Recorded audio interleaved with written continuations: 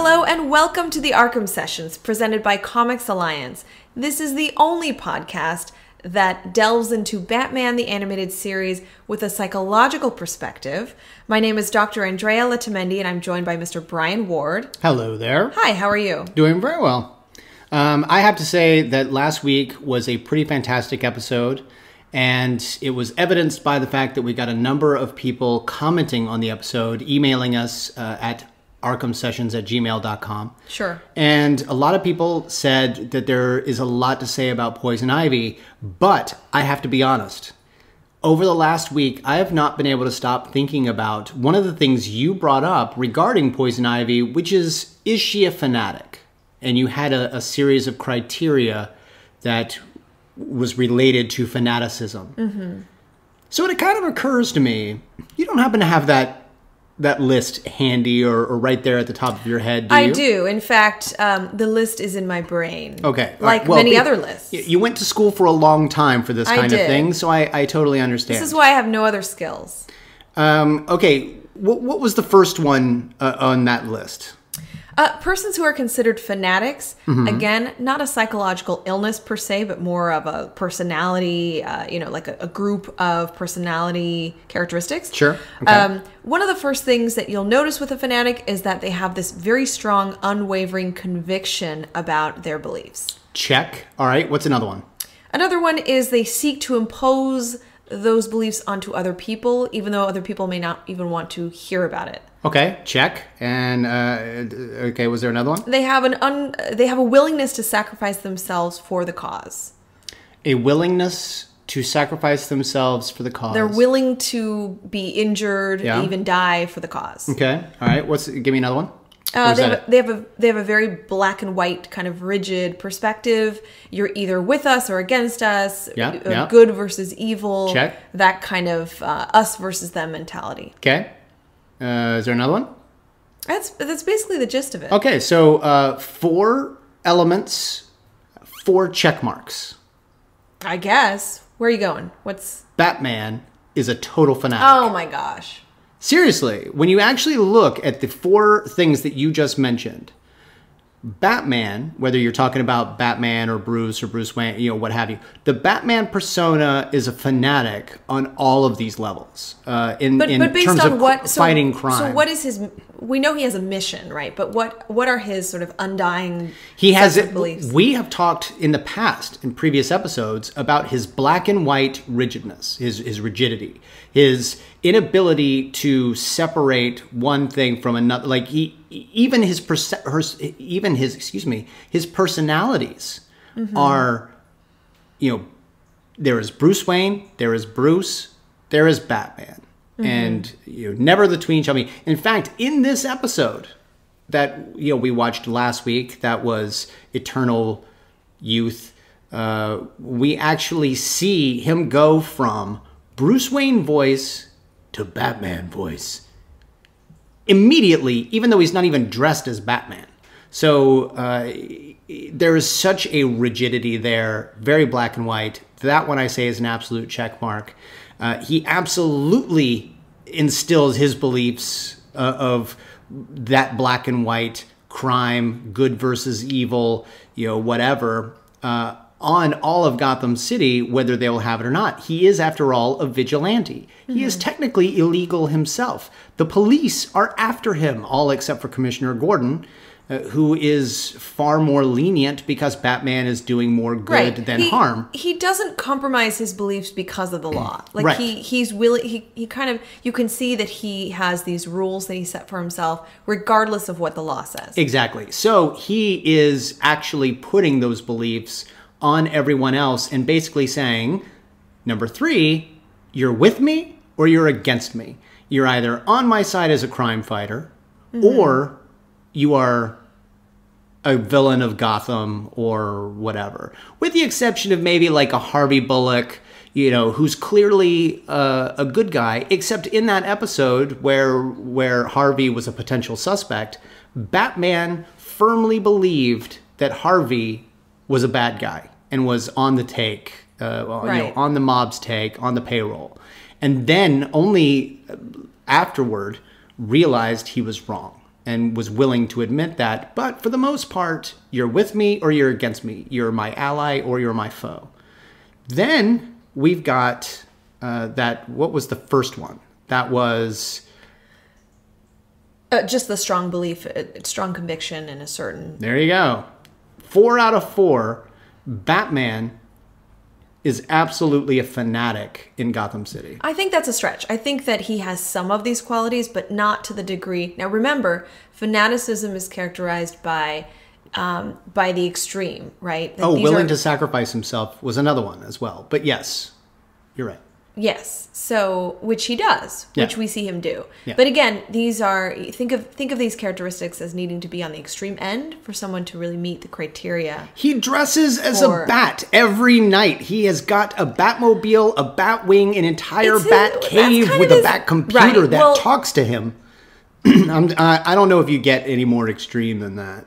No, I mean extreme in his beliefs about something, extreme in his unwillingness to let other people believe in other things. Because, you get the sense with people who are fanatics that they aren't okay with, if you don't believe in the same thing they do, they're not okay with that. They tend to argue with you. They tend to want to get you on their side. And if you're not on their side, they see you as an enemy. All right, here's what we're going to do. We're going to go into this week's episode. Okay. And even then, by the end of this episode, I'm going to figure out a way to have proven, once again, Batman fanatic. Okay. This week's episode, everybody, is Perchance to Dream, which, by the way, Kevin Conroy has been cited as saying is his favorite episode of all time of Batman the Animated Series. And for very good reason. It is a huge fan favorite. It was conceived by Laren Bright and Michael Reeves. The teleplay actually comes from Joe Lansdale, and it was directed by Boyd Kirkland. This was the 30th episode of the series, and it's the 30th episode of our series. Yay, this is our 30th episode. Yeah. So it aired on October 19th, 1992, and we see some old friends. Adrienne Barbeau is back as Selina Kyle. Diana Muldaur comes back as Dr. Leslie Tompkins. We've seen her just recently. And then, of course, we've got the villain of the episode, who will reveal very shortly. But it's someone we have dealt with, and not too long ago. Mm-hmm. Let's talk about this episode and why it's so popular. So this episode is pretty fantastic. We start out with Batman in the Batmobile, driving recklessly, doing as much property damage as the criminals that he is chasing. Everything that they seem to run through, not only does Batman run through, but because he's got a bigger car, just tears a bigger hole. Mm-hmm. And he eventually traps them in a warehouse. It is the Capper Oil Storage Facility. And he sneaks in. Batman then realizes he was in a trap. He's blinded. And as his eyes are coming to, large piece of machinery comes in, hits him. Mm-hmm. Suddenly, Batman wakes up, and he is there in his bedroom in Wayne Manor. I'm lucky to be awake at all. I fell into that trap like an amateur. Trap, sir? How'd I get back here? Robin? Mm-hmm. And Alfred doesn't seem to understand what it is he's talking about. Well, of course, we seem to think something's up here. Right. So does Bruce. Bruce gets up, goes outside, tries to goes outside of his bedroom into the hallway, tries to go down into the Batcave. The entrance to the Batcave, not there. The entrance to the Batcave, why is it sealed up? Batcave? That's when the real kicker comes in.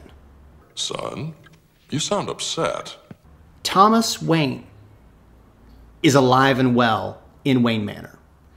And Bruce then starts to realize something's wrong. Mm-hmm. The Batcave isn't here. No one seems to understand when I mention anything about last night. Yeah, my father is alive. He kind of has a freak out. He runs to the kitchen sink and, wipes his face down. He's having one of those moments that this can't be real. Totally understandable. Yeah. But then Thomas is like, "Are you okay? Are you going to be able to go into the office today? Because your mother and I your mother and I, which means Martha is also alive, we have an appointment of our own, and he implies they're going to go play golf.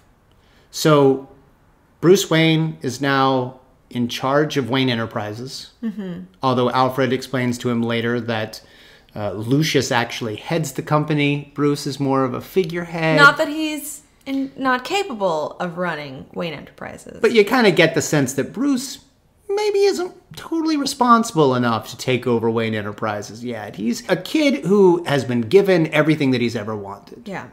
And you've got Thomas and Martha. They're on their way to the links. This is an entirely new Gotham City. Drea, I'm going to start here. We should probably preface this episode because we can't really go through the episode without going ahead and giving you, the audience, the big kicker, which is that this is a dream. So what we are now seeing is Bruce's perfect life.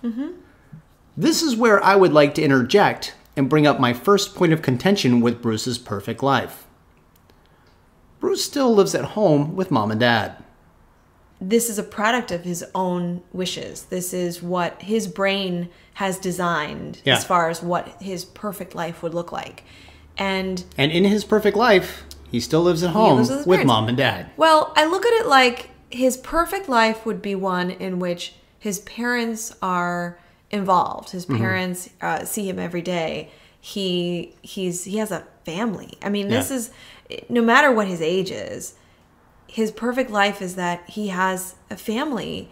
And that includes Alfred. It includes his parents. It includes Selina Kyle as his fiance. Yeah, we later learned. Yeah, we learned that he and Selina were engaged last week. And then just a few minutes later, we learned from Selina that they're supposed to be married next week. So apparently, in Bruce's mind, the perfect engagement, the biggest, most grandiose wedding is happening with about 2 weeks to plan. Well, it's the Waynes, they'll make it work. They'll make it work. I mean, the Kardashians took an entire season.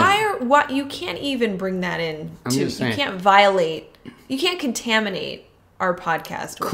Clearly, the world of Gotham City, this universe takes place pre-reality television. Yes. Because the Waynes would have a show. Interestingly, the one person that's not in his perfect life is Robin. Because when he asks, where's Robin? Or he says something like, did Robin bring me back? Alfred is like, who's Robin? And thinks it's a girl. Yeah. And that's, I don't know. I don't know how I feel about that. His perfect life does not involve this really important person he's mentoring.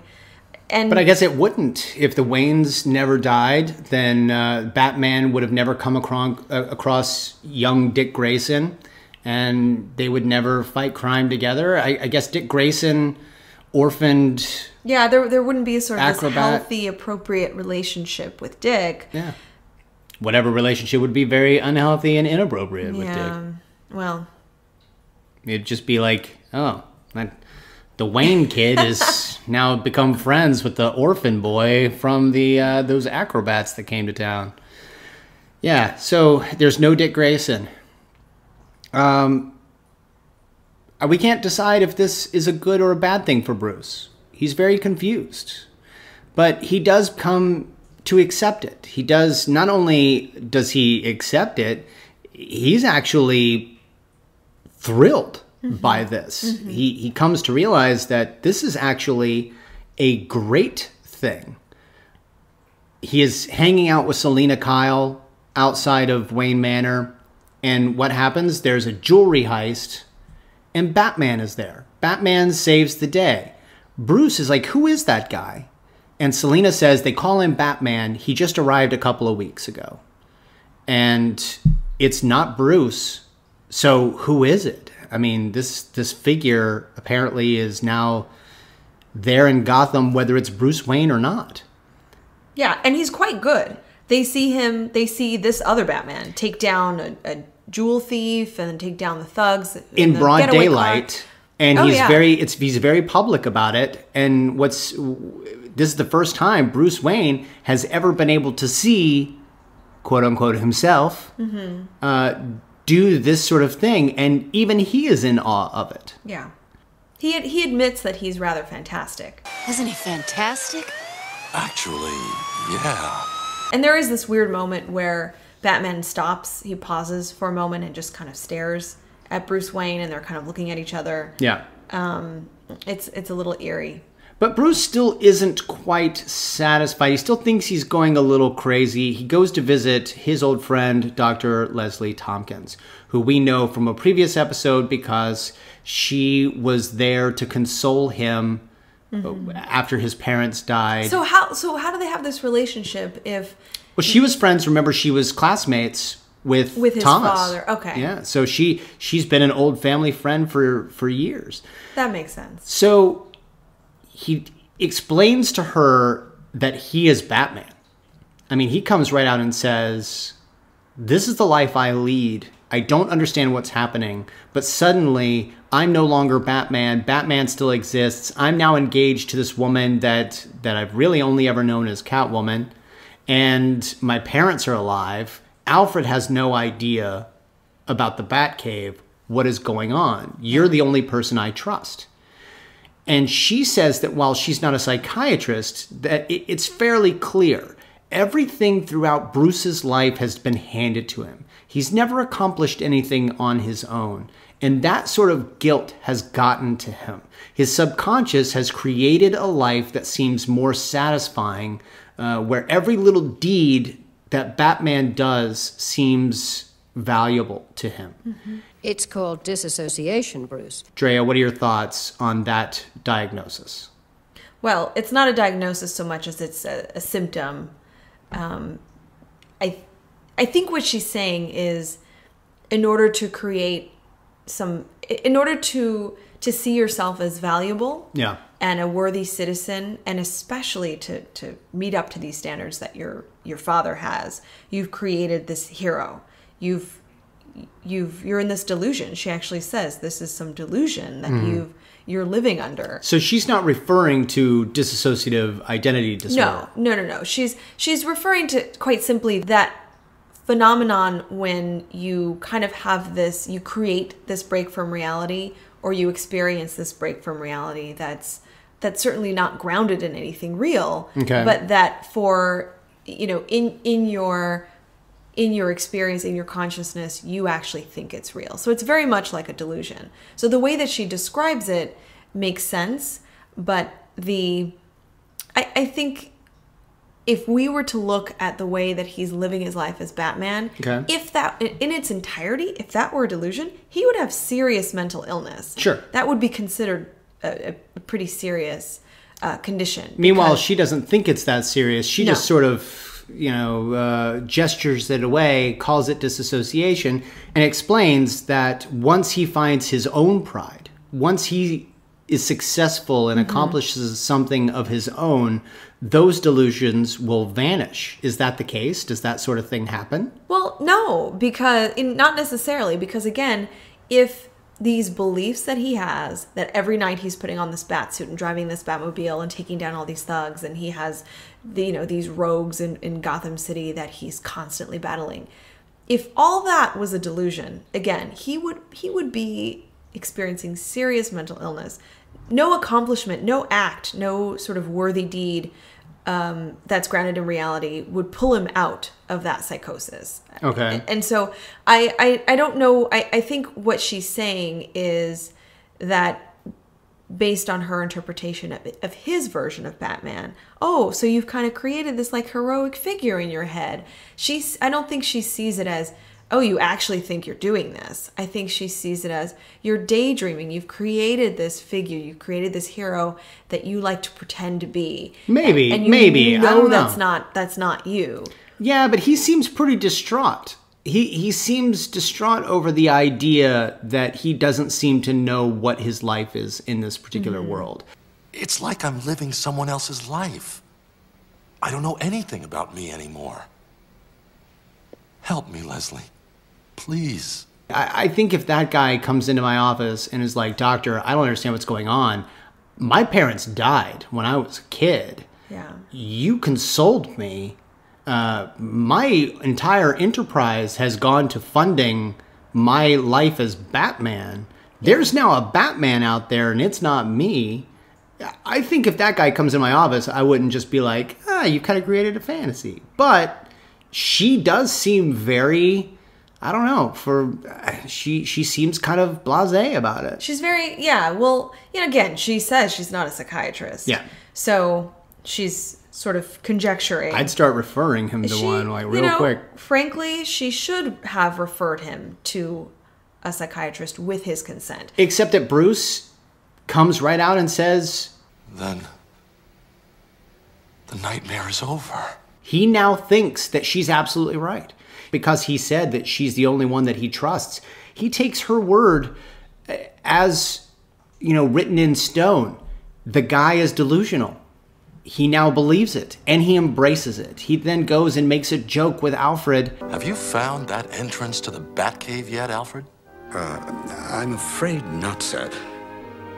Good, because if you had, then we'd both be nuts. Somebody else's Batman. He does not have to have that huge, heavy load on his back. And he actually says, the nightmare is over. Yeah, Almost. and then says to Alfred, My life is a dream, Alfred. The best dream anyone ever had. it's now the best possible scenario until he opens up a newspaper. He opens up a newspaper and can't read a word of it. And that's when Bruce starts to think that maybe this life isn't the life he thought it was. Maybe it's not perfect. And maybe he's right. Maybe it is all a dream. Mm-hmm. He checks the newspaper. It's all gobbledygook. He checks books. They're all gobbledygook. Yeah, they're just like random strings of letters. Nonsense. Some of them don't even appear to have anything in them. And I just think that's the animators. yeah, they just got lazy. He is distraught. He goes down to his knees. No, you're a lie. It's all a lie. But he rushes out of Wayne Manor, gets in his car, speeds away. He goes to the local hardware store. He buys himself a grappling hook, some flares, and a flare gun. And as he's leaving, 2 police officers ask for his identity. Ask for his ID. Mr. Wayne, your parents are very concerned about you. Please come with us. Very well. But not right now. And he runs away. He jumps over the car, runs away. Well, I like this scene. I think it's realistic because if you call the police and you say, I'm very worried about someone, I'm concerned, they're mentally ill, they might hurt themselves, they might hurt someone else, they will send someone out. They will try to locate this individual. So that part of the show was pretty realistic. I liked that they included that. Right. He then gets away. He uses his grappling hook, and one of the cops actually says, Guy moves like Batman. did he just inadvertently out Batman? Because in this world, they don't know who Batman is, and they just saw Bruce Wayne go up the building as Batman. Like, in this universe, in this dream universe, he may have just outed Batman. Like, that cop may be like, that totally makes sense. You know who I think Batman is? I think it might be Bruce Wayne. We just watched him climb up a building. With a grappling hook. With a grappling hook. But he takes off. He actually loses the exact same cops again, but goes to a church. We see him drive or go through the cemetery. He goes to the church. He climbs up to the belfry. He doesn't actually go into the church. No. And like run up to the belfry. That's wasteful. He uses the grappling hook to climb up to the belfry. And he yells out into the night sky, Here I am! I've been waiting for you! You did this to me! Who joins him? Batman. And the two of them start grappling. Bruce is fighting with Batman. Drea, if there were ever an episode that required a psychologist to go into it, this is that episode. There's so much going on. I mean, the fact that we know that this is happening within a dream, at this point, he's aware of it. We're aware of it. We don't know who's behind this and why, but we know that he's experiencing some altered state of consciousness, some kind of nightmare. Yeah. And here he is fist fighting with Batman, and it's an even match. They're going after each other. They're and it's not just some dude dressed as Batman. It is the same Batman we've always known. It's his voice. It's the same voice. It's even the same kind of attitude. He uses the same Socratic questioning. So there's this very interesting dialogue between them. And within that fight, Batman tells Bruce, You're not well, Mr. Wayne. You need professional help. And that kind of that leads into us even questioning, is Bruce sane? Is this some kind of delusion? Is this some kind of psychotic episode? I just love watching this idea of, or right there in front of you, the conscious battling the subconscious, because Bruce was fine. He was happy. Yeah. Everything was going well. Everything was perfect for him. But then suddenly the Batman comes into the picture. And that's when he starts to wonder, I don't understand, what's the deal? I'm supposed to be that guy. And even when he sees that the images in the books aren't legible, things aren't real, he doesn't blame the Joker. He doesn't blame Catwoman or Poison Ivy. Yeah. He blames the Batman. He's yelling at him into the night sky. Yeah. And well, he's essentially, it's like he's saying, you can't let me have a normal life. Yeah. I can't have everything I want because I need you in my life. Yeah. It's an interesting dichotomy. It's so sad. It's such a sad scene. It is sad.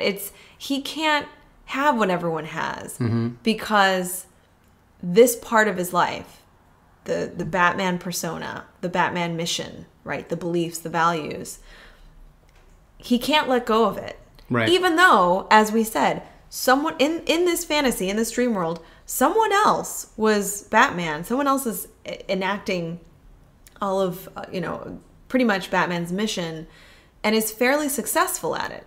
So he doesn't need to be Batman. Right. Nonetheless, he can't shake that. He can't turn away from that. He is haunted by this, the Batman persona, the Batman personality, right. And I would even say the fulfillment. Something comes from being Batman. You will not have a fulfilling life unless you partake in this lifestyle. Right. So so in that fight between Bruce Wayne and Batman, it is that recognition that I can't just be Bruce Wayne. I have to have, the Batman has to be in my life, and the fight is that struggle to the realization that he has to be with him all the time. And during this fight, Bruce rips off the cowl and face of Batman. That's disturbing. The entire thing comes off, and we reveal the Mad Hatter, again played by Roddy McDowall. Now, we just saw the Mad Hatter a couple of episodes ago, so it's interesting that they've brought him back so soon. But I think it's great that we're seeing him again so soon, because he actually blames Batman for his life going kaput. After Batman is back, after he wakes, now we'll talk about how he wakes up in a moment, but the Mad Hatter says, "You ruined my life! I was willing to give you whatever life you wanted, just to keep you out of mine!" Well, now we understand the Mad Hatter's vision, right? Yeah. So the reason he put Batman into this dream state, into his dream machine, was to get him out of his life. Yeah. And he says so in this sort of very tragic way, that having Batman in his life has just made him so miserable and upset that he went to these great lengths to, I mean, he created this contraption and is willing to supervise this machinery where, you know, Batman is laying on this slab. Yeah, just to get Batman out of his life. Yeah. You know, because this really isn't about the Mad Hatter, right? This is about Bruce trying to buck this Batman lifestyle, but then realizing that he can never not be Batman. In fact, the Mad Hatter is trying desperately to help Batman in that he actually, as the police are coming up to the Belfry, the Mad Hatter is pleading with Bruce, saying, do you really want to live the rest of this dream life, this perfect dream life that I've created you, living in Arkham Asylum? Because those people out there think you're crazy, and you could change this all if you just buy into it. Right.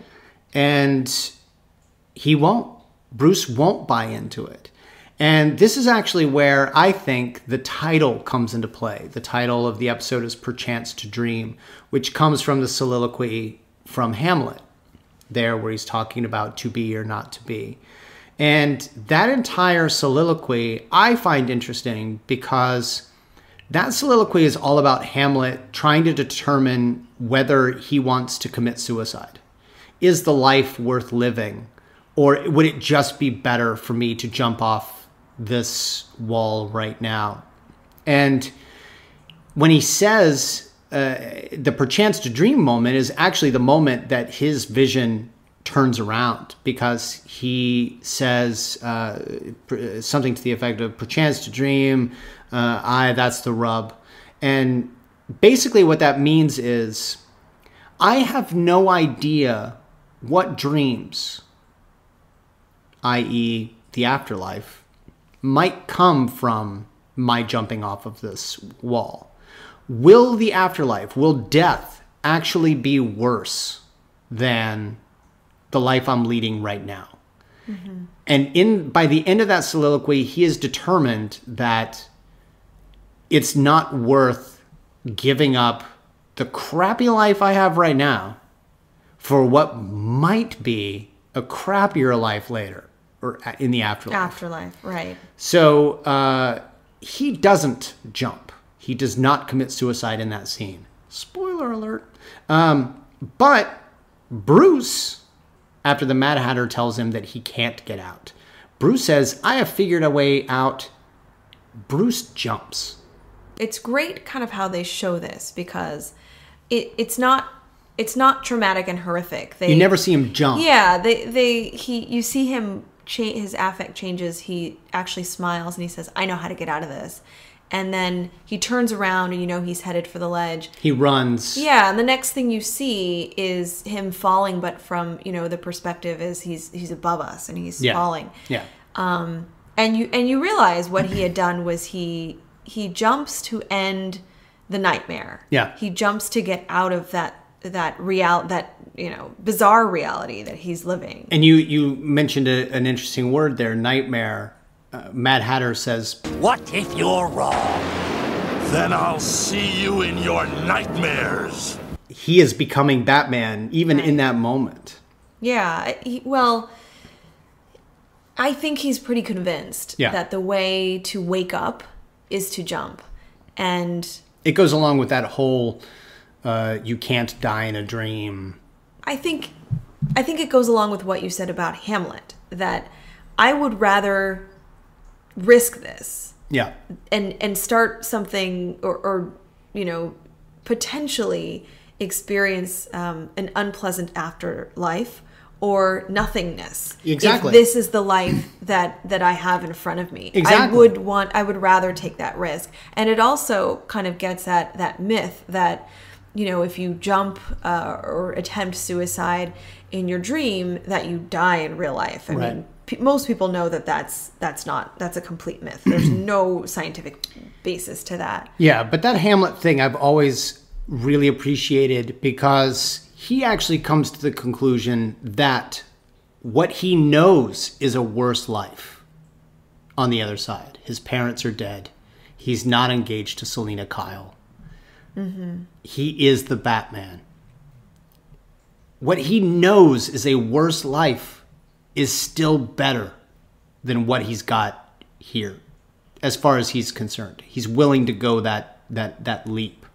He takes the leap. He wakes up in the Mad Hatter's lair. He is strapped to a slab, a gurney. He's got a machine there. Mad Hatter can't figure out how it is he woke up. He says it's impossible. Batman fights off the thugs. And then he then basically takes on the Mad Hatter. I mean, you don't see him fight him or anything like that. It's right. Just sort of like, that's not what this show is about. This show is about him understanding and making sure he knows that he's Batman and that he reclaims that mantle. And that, I mean, what you said is really important. I don't want to overlook it. That he would rather live in the reality of being Batman in a world where his parents have been murdered, in a world where he doesn't have a wife or fiance, no romantic relationship, in a world where he basically lives alone with his butler. Then live in a dream where, as the Mad Hatter had designed it, and as Bruce's own neurobiology designed it, this is ostensibly the best it's ever going to be. Yeah. You live with your family, your parents are alive, you have wealth, you have your health, you know, all these things are in order, but you know that it's not real. And you know what I find interesting about that? Something you just said made me think about it. And maybe I'm looking too deeply into this simply because we have a podcast that psychoanalyzes this episode. But Thomas, upon first seeing Bruce, is like, "You will be able to get to the office today, won't you? There's that stockholders meeting, you know." "Sure. I'm fine. Really." "Well, good. Glad you'll be there. Your mother and I have an appointment, too, this morning. On the golf course." Even there, in Bruce's own perfect world, Thomas and Martha are leaving him to go play golf. Like they're not going to hang out with him for the day. Like it's not like, "Hey Bruce, you're well enough to go on the picnic that we planned today, right? Because we're all supposed to go play croquet together." Even or we're supposed his perfect fantasy, his parents abandon him. Yeah, it's like he has no idea how to make, even in his reality, his perfect reality. I think you caught on something really interesting, and I don't know if we're looking too much into it, but in his attempt to create this perfect world, what does it look like? Does he know what one would look like? What do parents do? Thomas and Martha go play golf. Right. What do parents do with their adult children? How do they bond? How do they, spend time together? But this kind of brings up the earlier point. In his perfect reality, Thomas and Martha go play golf. Bruce is the head of the company, but doesn't run the company. Right. Lucius does that. As if to say, Bruce doesn't really know how to run the company. Right. Alfred clarifies, not that you couldn't do it, but it's kind of clear a little bit that maybe Bruce couldn't do it because he's got that, as Leslie Tompkins points out later, Bruce has had everything handed to him. He's never had to run anything before. And he still lives at home with mom and dad. Even a week after he just got engaged, he still lives at home with mom and dad. So something that you and I have mentioned earlier in the podcasts is, has Bruce matured past that 9-year-old boy that lost his parents? I think to some degree, yes. I mean, clearly he has. But again, I don't know that he's completely aware of what families do.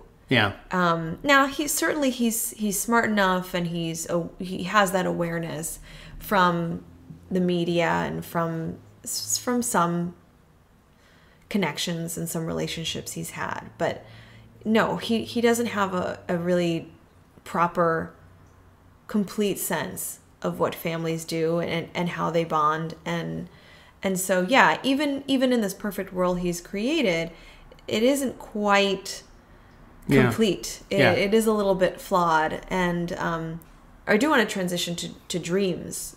This episode it's not, as you said, it's not so much about the Mad Hatter. It's not so much about this particular villain. It's about dreams and I guess the psychology of those dreams. Well, one question I do have regarding dreams, apparently the reason Bruce figured out that the whole thing was a dream was that he couldn't read the newspaper and he couldn't read the books.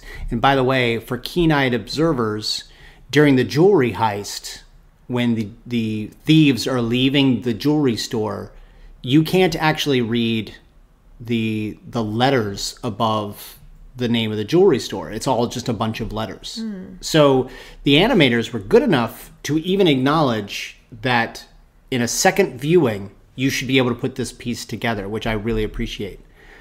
But Bruce says, I knew I was right when I tried to read the newspaper.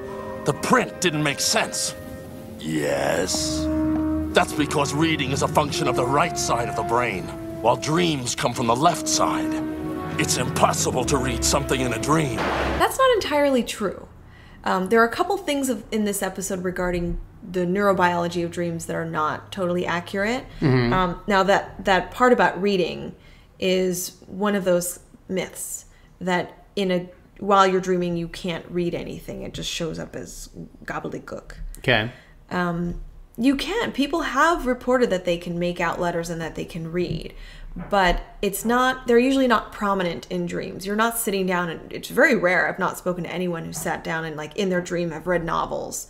So written language is not prominent in most dreams. Yeah, but surely I've had a dream where I've received a letter of some kind, and whether I read it line for line, I still understood what the letter was. Well, that's part of the neurobiology of dreams is that your brain has made up the experience of reading something. Right. So you believe you're reading it. Sure. And what experts in basically dreams have said is that if you want to know that you're in a dream, like you're not sure that you're dreaming and you see written language, you should look away and look back at that.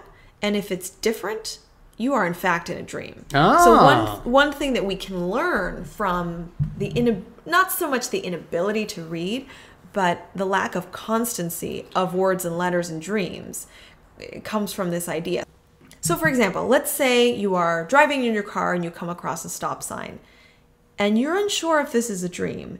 You look away and deliberately look back to the stop sign, and if it's spelled differently or the words are backwards or something's different about that, then you know that, okay, this is probably a dream. I have a better way. Oh, thanks. Thanks a lot. I take my totem, my spinny top, and I spin it on a table. And if it continues to spin, I'm in a dream. But if it falls, I'm in reality. Is this some kind of Sandman trick? Inception. Oh, Inception. You take, everybody's got their totem. Oh, yes. Yeah. I forgot about this. Yeah. I know. See? So Batman did it before Inception did it. Yeah. Kind of. So Batman's inability to read or make out letters and words, not so much grounded in science. That's kind of a myth. The other thing he says about dreams being a function of one side of the brain and reading being a function of the other side of the brain, again, not so much grounded in science. In fact, both reading and dreaming, they're very complex neurobiological functions. They happen on both sides of the brain. So obviously, when we think about when you're reading a magazine or novel or comic book or something, there's a lot of activation on both sides of the brain, particularly on the left side. Now, he says that the right side of the brain is responsible for reading, which is not necessarily true. We have some important parts of the brain like Broca's and Wernicke's on the left side of the brain. That's for my neurobiology folks. You smart folk. And dreaming.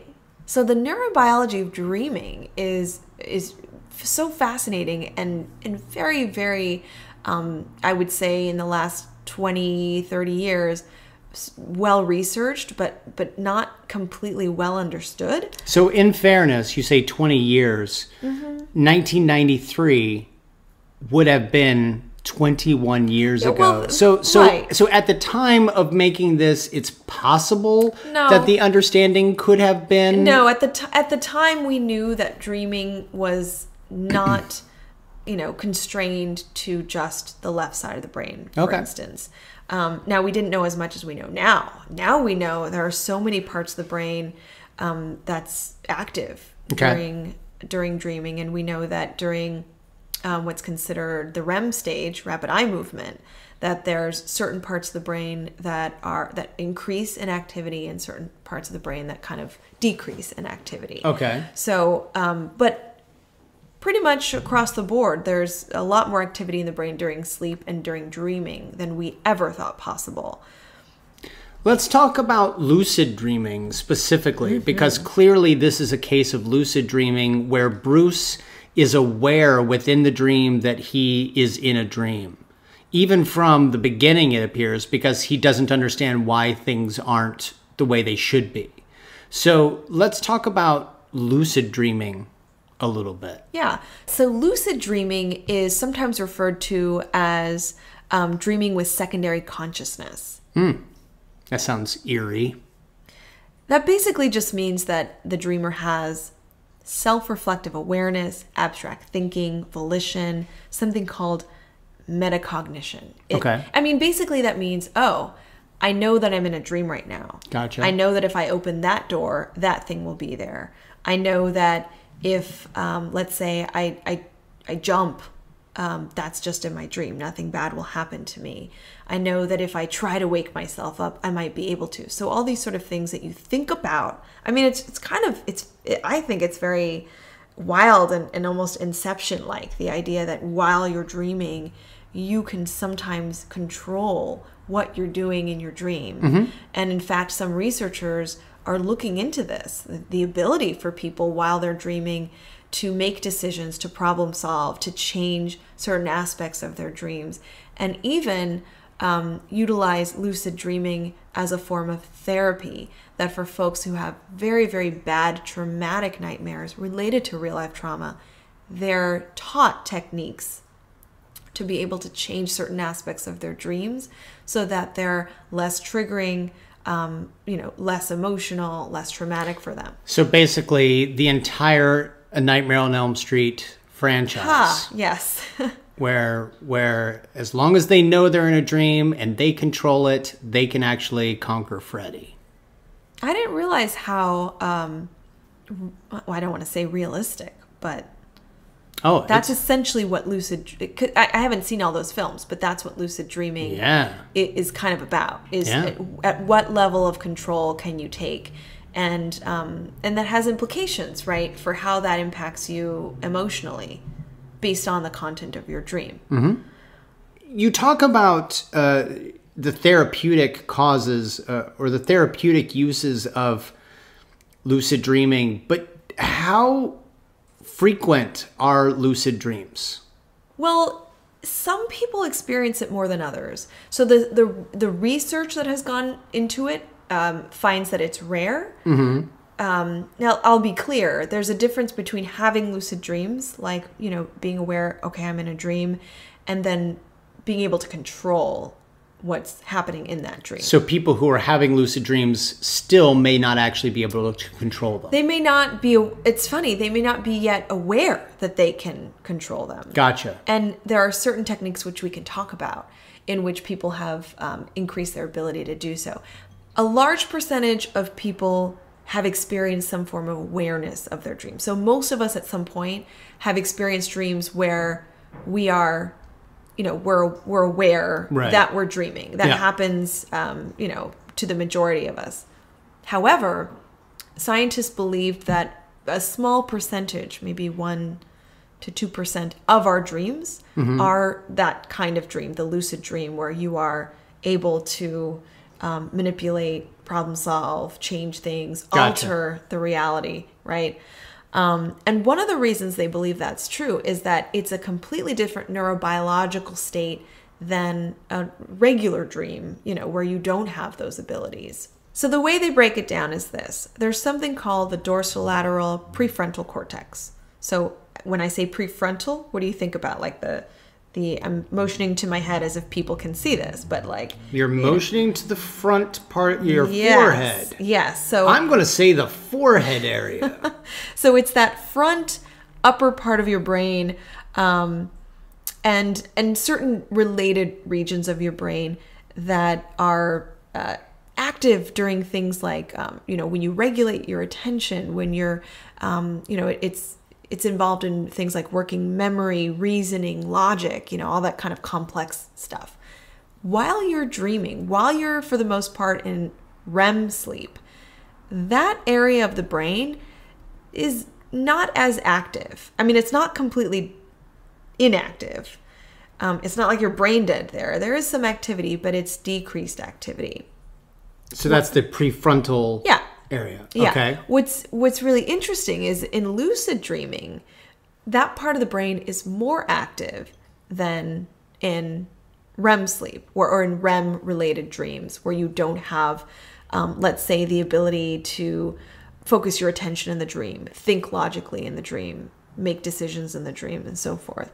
That's when you know, again, that you're dreaming. So with MRI technology, this group of researchers was able to measure basically the activity of the brain while participants were dreaming. Okay. And again, so they're in a scanner, so they kind of later have to report that they were dreaming. This is all based on the participants. They're genuine reports of dreaming and having lucid dreams. And they discovered that yes, while that prefrontal cortex, that area of the brain that we talked about, is less active in REM sleep than in waking states, it's actually reactivated in lucid dreaming. And that may explain why in lucid dreaming people report that they have enhanced focus, they have abilities to reason, abilities to use memory, all the things that we just talked about, sort of that ability to change what's in your dream or to have free will in your dream. So there is a growing area of research that is beginning to show that lucid dreaming is neurobiologically different than a standard dream. So, but how do they know is, I guess, my question. How do they know that they're having lucid dream? Like, how does the researcher know that? You would.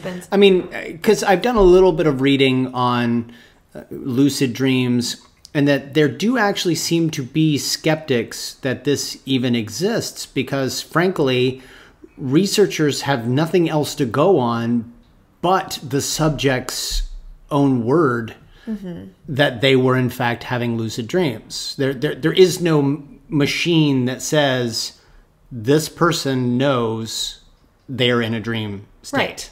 Yeah, it's basically the participants' report of it later. So when they are awoken and they're asked immediately the content of the dream and what they were able to do. Right. But prior to falling asleep, they were instructed and they practiced kind of like a signal to let the researcher know. And this is like a physical signal? Yeah, it's kind of cool. They were taught how to twitch their eyes back and forth in a certain movement that's different than what you might see with REM eye movement. Sometimes when people are dreaming, you can kind of see a little bit of movement. Yeah. They were taught a different movement for their eyes so that within their dream, when they realized that they could control the dream, they were immediately instructed, okay, I've got to move my eyes a certain way from the left to the right to let the researcher know that I am aware that I'm dreaming. But again, skeptics have said that lucid dreams actually aren't a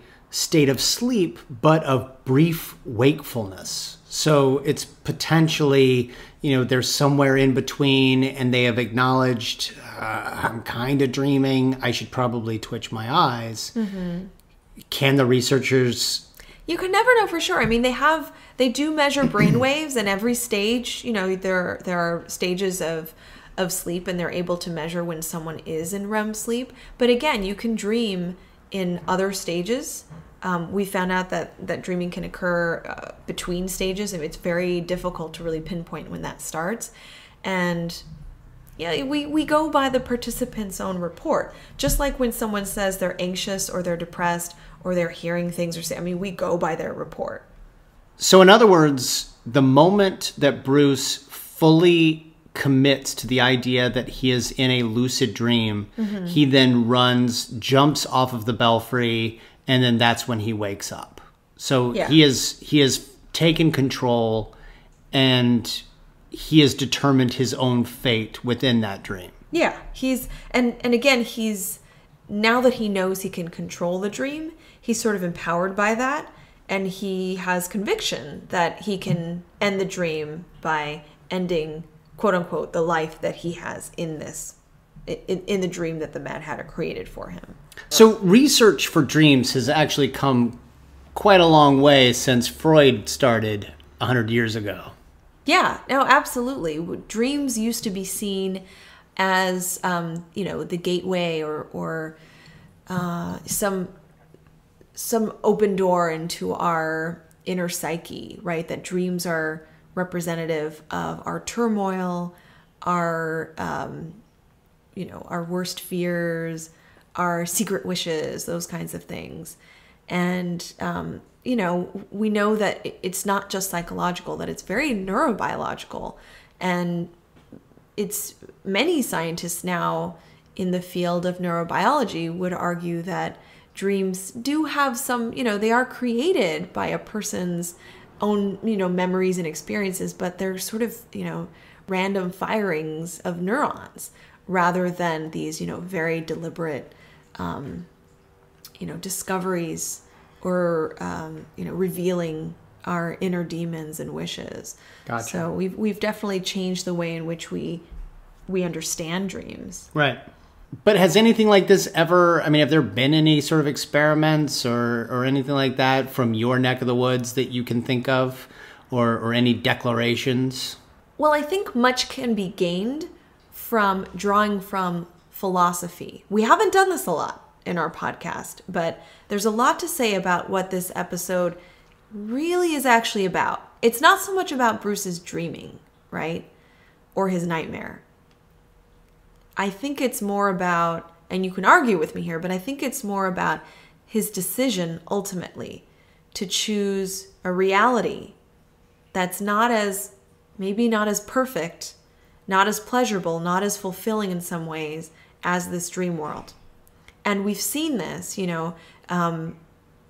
we've seen this after BTAS was out. So we've seen this concept later in The Matrix. It's sort of really, thrown in your face in The Matrix, right? But this idea of living in a dream world willingly versus unplugging yourself and living in a flawed reality. This decision or concept has been around for a very long time. So you can learn Kung Fu in 5 minutes if you live in the plugged-in reality, yes. But it's still imperfect. It's still not the gritty reality you would rather live in. Correct. And why would we do that? I don't know, because the Kung Fu thing is really quite fantastic. Well, philosophers had asked this question related to consciousness and awareness and being plugged into reality for some time. Probably one of the most recognized and remembered concepts came from Robert Nozick, who talked about the concept of the experience machine. Have you heard of this before? I have not, but I would like to because it sounds fantastic. Sounds like the kind of thing sounds like the kind of thing you would see at a Pink Floyd concert. It is. Well, interestingly enough, it was the 70s. All right, there we go. When he came up with this concept. But again, so he's a philosopher. So he came up with this concept, and it wasn't really studied in the way that psychologists would study it, but it brought up some really important ideas that we continue to think about related to our consciousness, our awareness, and our decision making around like virtual reality.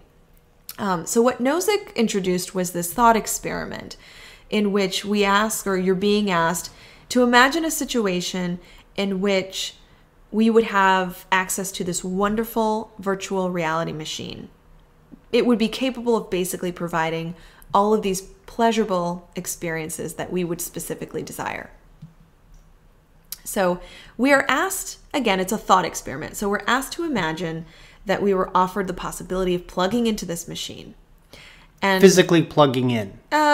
Like sort of like we are now a part of the machine, as opposed to, say, the holodeck where you're in the box, but you know you're in the box. You are right. You are physically plugged into the machine. Okay. So in Nozick's thought machine or experience machine, we are basically in this virtual reality, but we don't know we're there. So when we make the decision to get there, we say, yes, I want to do it. When you're in it, you have no understanding or awareness that you are in this, in this dream, basically, in this virtual reality.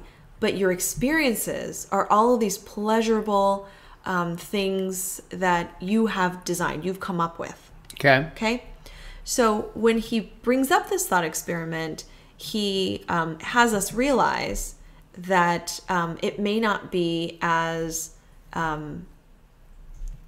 desirable as one might think. So let me ask you, if you had been offered this experience machine, what would you say? So let me get it straight. Mm-hmm. The experience machine is basically everything I could come up with that would be pleasurable. Would I rather choose that, or would I choose my regular life? Yeah. Which will not be as pleasurable. It will have the ups and downs that your life has. So here's what I would liken it to. And maybe I'm overthinking it, but Star Trek Generations. The Nexus. The Nexus, which is everything that you could possibly, it is your ideal place. It's your heaven. Mm-hmm. Except that Captain Kirk jumps over this ravine on his horse. Mainly just an excuse to get William Shatner on a horse because he loves horses. But he admits that he had done this jump hundreds of times over this ravine in the real life. And in his real life, he had always experienced fear and adrenaline. And, his blood was pumping. Yeah. And he didn't experience it this time. Mm-hmm. And that's how he knew that the Nexus was imperfect and that he didn't want to live here. Yeah. He wanted to leave. Now, for starters, I have my own philosophies about the Nexus, but just for the sake of this conversation, if it turns out that the pleasures aren't real, if I'm not actually feeling the things that I would be feeling that are better in the real life, then I would probably choose the real life. But if they were exactly the same or better in the Nexus world, I would live there. So I don't know. I don't know if I've got a good answer for you. Yeah. But it seems to me like the odds are against it being the artificial version being the good stuff. Yeah, you're not completely sold. Yeah. And that's what this philosopher found, that most people, pretty much everybody, had said, no, I'd rather not be plugged in, knowing that in that, machine, I would have all these wonderful experiences. I choose reality. And this was, supposedly, at the time, it wasn't necessarily groundbreaking, but it was it was a well-recognized argument against hedonism, which, if you think about the time, is an important, concept. But hedonism is a real life thing. I mean, that's people doing, like, they're not in a virtual reality. I know, but again, it's a thought experiment that this philosopher was essentially saying, see, if people were given the choice to live their lives in complete pleasure, in complete, ecstasy, in joy, they don't choose that. What they opt for. In that case, I changed my answer. I would actually stay within the Nexus. You want to live in the Nexus? If hedonism, I'm in. I'm on board. No, but again, that's real life versus I don't know. I think more so what was found from this thought experiment is that most people wanted to live in contact with reality. I mean, think about this concept. And I think it's what keeps me from wanting to be in the Nexus or anywhere that's a virtual reality. You want to be in contact with your reality. It's uncomfortable for us to have to, with the concept that you are plugged in somewhere, even though your experiences will be pleasurable and you will have no awareness that you're plugged in. Most people will choose their flawed reality because they want that, they feel more comfortable with that contact with reality. Basically, the thought experiment was to show that hedonism, or the idea of hedonism, is false. That, at least in the sense of revealing that pleasurable experiences are not the only thing that matters to us. Okay. That's really what they were showing. That if the idea of hedonism is that all you care about are pleasurable things, he is disproving that by showing that if that were true, people would just plug into this. Yeah, you'll still die. You'll still get a cold. You'll still get the flu. You'll still die of kidney failure. He's very simplistic about it. He says, given the choice between pleasure and reality, people choose reality. Now, you're smart. You're picking up on some holes in this theory, because later, just a few years ago, another philosopher by the name of Philippe de Brigard wrote about his own thought experiment that kind of flipped this very classic, experience machine thought experiment on its head. And he said, I don't think this is really about hedonism. I think this is about some other concept going on, because we are kind of in agreement for the most part that people do not choose to be plugged in, but I don't think that we understand why. I don't know that it's about hedonism or about the idea that people actually don't care about pleasurable activities at all. Right. So this philosopher decided, let's ask people, well, why wouldn't you plug in? What's behind that? And he found, and he did a thorough survey, and he found that what people identified was not related to hedonism at all. He said there were various responses that had to do with a number of different things. So for instance, someone had said, I don't really trust this technology. How do I really know that it's accurate? How do I know that it's not going to backfire? So the idea that the technology isn't foolproof, that kind of response. That's kind of how I react. Like, what if there's a power failure? What if something goes wrong? How is this programmed? So that kind of like logical, practical type of thought. Other responses had to do with the idea of what's pleasurable, right? So for some people, pleasure comes from novelty, excitement, problem solving, things that are unpredictable. So if you're going to program that into my virtual reality, how do you do that? By definition, it's undefinable, or it's unpredictable. We haven't created it yet, because I like to be surprised. So for that person, what are they going to create in their virtual reality? So things like that, those types of problems come up. And so this philosopher had decided, well, let's create another scenario. Picture that it's a Saturday morning, you've decided to sleep in, you hear a knock at the door, you're groggy, you get up, you go get the door, and there's this man in a suit who introduces himself as Mr. Smith. He tells you, unfortunately, that he has some disturbing news.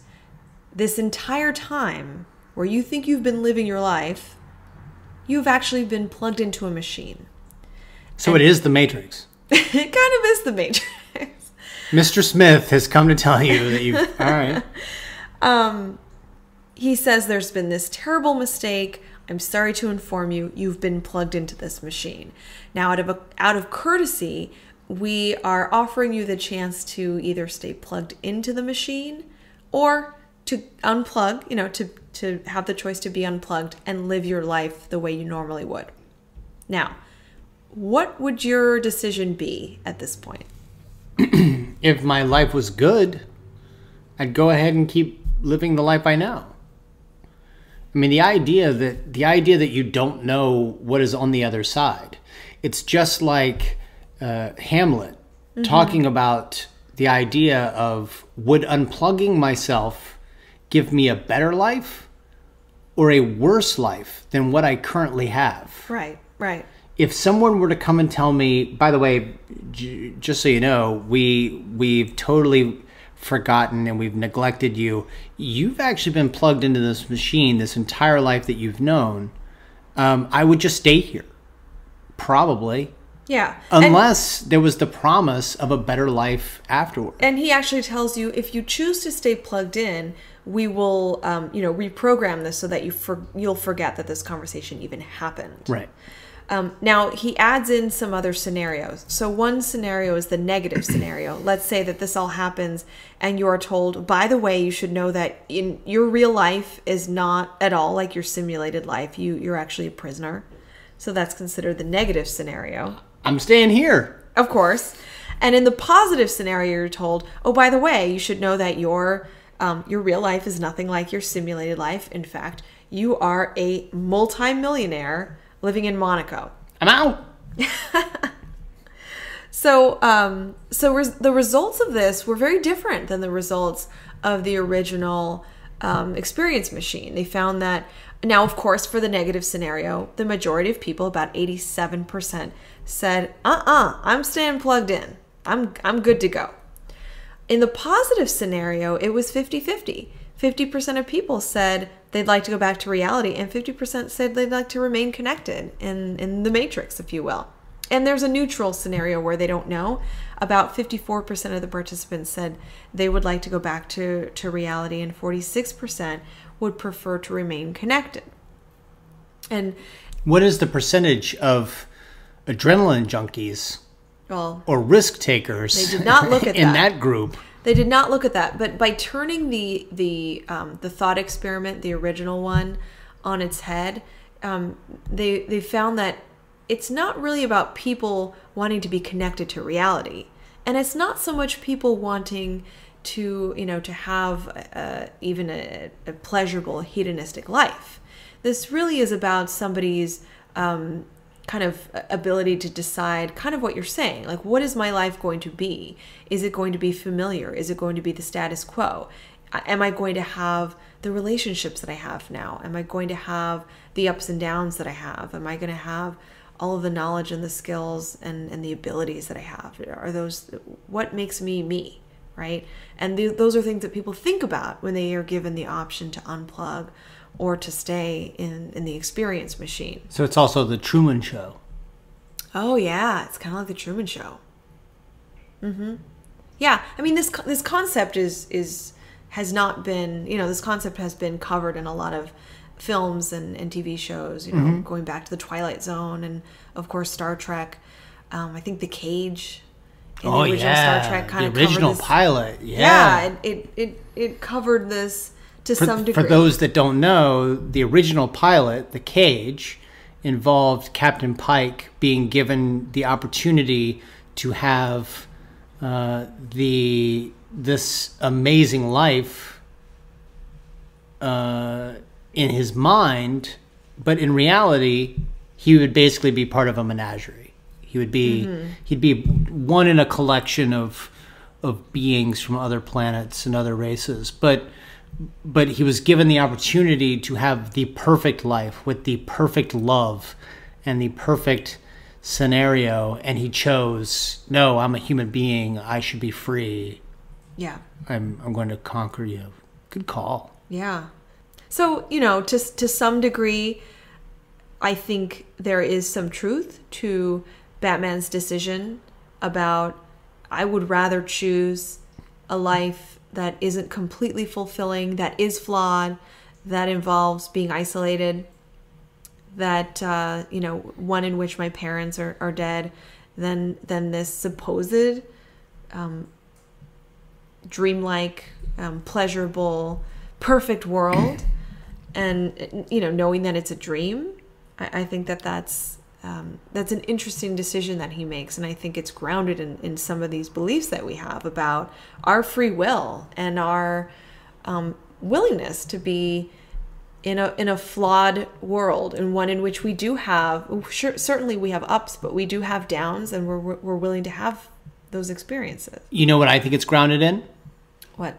Bruce's fanaticism. Oh my God. I think that he's realized, I have to be the Batman. It's my way or the highway. I have got to instill my beliefs on you. I am very rigid in this decision. And I'm willing to sacrifice the good times that I'm being given the opportunity to have for my belief to get out there to the public, so I could punch a few more red-headed thugs. That's what I'm thinking. I'm thinking this episode proves fanatic. And with that, join us next week. I've reached a point where I just don't disagree with you anymore. I know. But I do think you're really wrong. Hard. Okay, well, I think you're dead wrong on this. We'll find out. We'll find out. I guarantee that over the course of the next few episodes, if not all of the remaining episodes, we're going to find that it's Batman's way or the highway, and I will eventually get to you. You will start thinking fanatic. I thought that this episode was absolutely fantastic. It was worth all of the hype. It is a fan favorite, absolutely, for a reason. Next week's episode is also fantastic. Next week, we're going to have new villains to deal with the Cape and Cowl conspiracy. And we will have a bonus episode for folks who are interested in having a little bit of bonus episode in their life, and that is the new direct DVD and Blu-ray movie Assault on Arkham. It is not part of Batman the Animated Series, but it is coming out next week on Blu-ray and DVD from Warner Brothers and DC in the animated universe, so we decided we're going to cover it. Very cool. So, Drea, where can people find you on Facebook and the Twitters and all of that other shazazz? I am at Arkham Asylum Doc on Twitter. Okay. You can find us on Facebook, The Arkham Sessions. That is correct. You can also find Drea at her website, underthemaskonline.com. You can find me. I am at bward028 on Twitter. You can also find us, you can email us at arkhamsessions@gmail.com, and we look forward to all of your comments. By the way, we want to know what you would choose. So if you're listening on Comics Alliance, below the YouTube video, you tell us, would you stay plugged in, or would you choose the real life?